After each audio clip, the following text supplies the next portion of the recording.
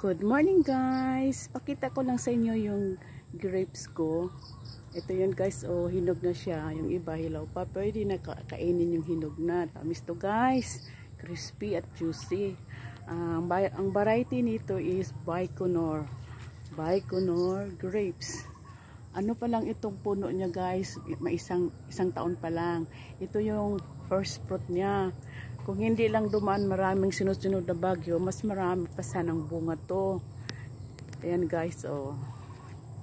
Yan ang Baikonur grapes. Ang lugar namin dito is Bontoc, Southern Leyte, Philippines. Ayan pang bunga niya uban guys, oh. Hinog na. Ayan guys. Yan. Yan. Dito pa guys.